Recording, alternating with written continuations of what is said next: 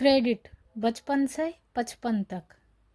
मैंने अपने जीवन में क्रेडिट शब्द पहली बार तब सुना जब मैं छठी कक्षा में था। हमारी मोहल्ले में किराने की एक नई दुकान खुली थी। पिताजी ने कहा कि उस दुकान से 1 किलो शक्कर ले आओ और कहना पैसे बाद में देंगे। जब मैं दुकान पर पहुंचा तब दुकानदार ने कहा हम क्रेडिट नहीं देते।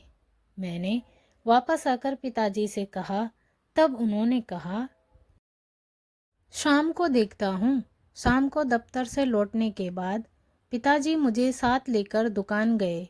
पता नहीं उनकी दुकानदार से क्या बात हुई पर शक्कर मिल गई। दुकानदार ने एक कॉफ़ी में कुछ लिखते हुए कहा कि जब भी कुछ चाहिए हो छोरे यानी कि मुझे को भेज दिया करो। उस दिन के बाद दुकानदार ने मुझे कोई सामान देने से मना नहीं किया। मेरी दुकान जाते ही मुझे मनचाहा सामान मिल जाता और मेरे सामने ही वह उस कॉपी में कुछ लिख देता। माताजी को इस तरह क्रेडिट की शक्कर की मिठास पसंद नहीं थी। उनका कहना था ऐसी मीठी चाय पीने से तो अच्छा है कि फीकी चाय पी जाए। पर पितृसत्ता के कारण हम क्रेडिट की मीठी चाय पीते थे। चाय मीठी होती गई, कॉफ़ी मोटी होती गई। 9वीं कक्षा में विषय चयन का प्रश्न था। मेरे सभी मित्रों ने कॉमर्स लिया तो मैंने भी कॉमर्स ले लिया।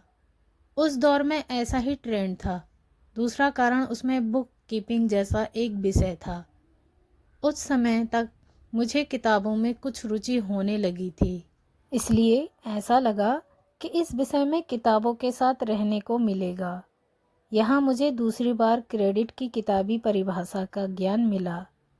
Debit, what comes in credit, what goes out. यह परिभाषा किराने की दुकान वाली क्रेडिट की परिभाषा से अलग थी।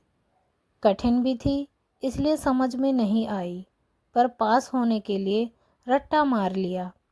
उस दौर में ऐसा ही ट्रेंड था। सुनते हैं आज भी वही ट्रेंड है।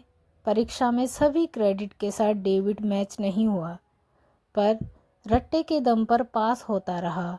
दोस्तों, मैं क्रेडिट उसी का जाता जिसकी जेब में रोकड़ा हो या जो बड़े बाप की औलाद हो। मेरे मामलों में दोनों ही बातें नहीं थी। कुछ ही दोस्त थे जिनके पास दोनों था, पैसे और पापा। ऐसे दोस्तों की क्रेडिट ज़्यादा थी। उन गिनती के दोस्तों के क्रेडिट के सामने मेरे जैसे कई दोस्तों का डेबिट भी कम पड़ता था। नौकरी में लगने के बाद तो क्रेडिट की अलग ही परिभाषा सुनने को मिली।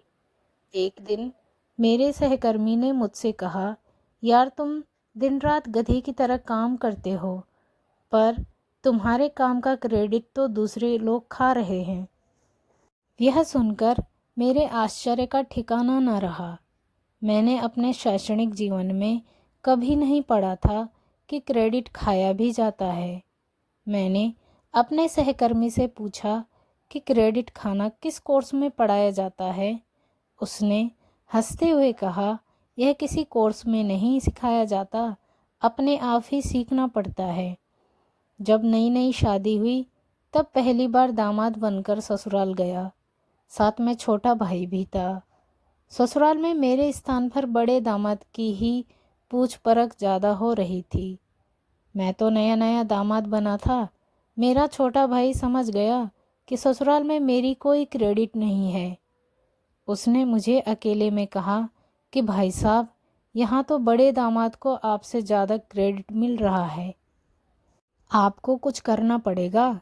मैंने सोचा नया नया मामला है, जब मैं पुराना हो जाऊंगा तब मुझे भी क्रेडिट मिलने लगेगा। पर छोटे भाई का कहना था नए को ज़्यादा क्रेडिट मिलना चाहिए, कुछ करना पड़ेगा। उसने क्या किया यह तो मुझे पता नहीं, पर मुझे क्रेडिट मिलने लगा। अब तो क्रेडिट की नई परिभाषा ही जीवन की परिभाषा बन चुकी है। जेब में क्रेडिट कार्ड भरे पड़े हैं। घर में हर चीज़ क्रेडिट पर ही ली हुई है। घर के बाहर खड़ी गाड़ी भी क्रेडिट पर ही उठाई हुई है। यहाँ तक कि तन पर पहने कपड़े भी क्रेडिट कार्ड से ही मिले हुए होते हैं। अब तो क्रेडिट ही जीवन है। यदि जीवन से क्रेडिट निकल जाए तो सब डेबिट ही डेबिट है। महीने का राशन भी क्रेडिट कार्ड से ही आता है। अतः अब तो रग रग में क्रेडिट ही है। एक अंतिम परिभाषा और है कि जीवन के क्रेडिट के पल धीरे धीरे डेबिट होते जा रहे हैं। जिस दिन डेबिट क्रेडिट बराबर हो जाएंगे, जीवन का खाता बंद हो ही जाएगा। इस तरह से जीवन भर क्रेडिट पर ही निर्भर रहना पड़ता है। आज के दौर में क्रेडिट किसी मिलावट से कम नहीं रह गया है।